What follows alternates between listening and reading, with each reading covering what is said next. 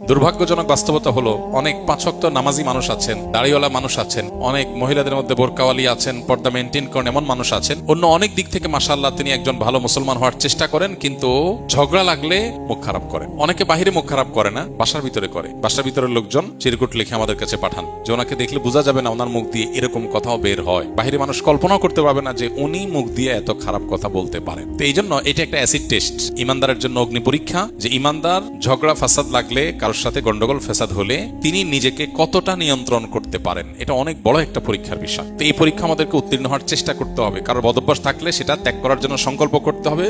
ঝগড়া করলে কখনো মুখ খারাপ করা যাবে না। নবী করিম সাল্লাল্লাহু আলাইহি ওয়াসাল্লাম বলেছেন, সিবাবুল মুমিনি ফুসুক, ইমানদারকে গালি দেওয়া এটা গুনাহের কাজ।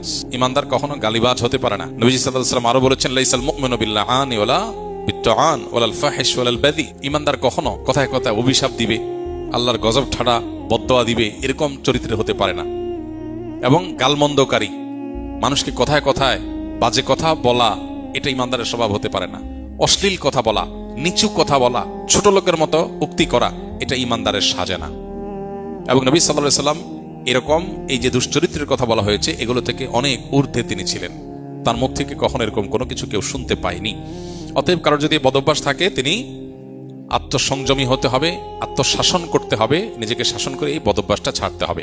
আল্লাহ আমাদের সবাইকে সেটা তৌফিক দান করুন। এটা হলো ঝগড়ার সময় লক্ষণীয়, গালমন্দ না করা, অশ্লীল কিছু না করা, গালমন্দ, ঝগড়াতে গালমন্দ এবং বাজে কথা এগুলো না করা। পাশাপাশি স্বামী স্ত্রীর ঝগড়ার সময় আরেকটা বিশেষ বিষয় স্পেশালি লক্ষণীয়, সেটা হলো কথায় কথায় সংসার ছেড়ে দেওয়া, আর তার সাথে বনিবানা হবে না, আর একসাথে থাকা যাবে না, না তোমার সাথে একসাথে চলা সম্ভব না, না তাহলে আমার ভিন্ন চিন্তা করতে হবে। এই কথাগুলো কমন ছোট লোকই ঘরে ঘরে আজকাল শোনা যায়।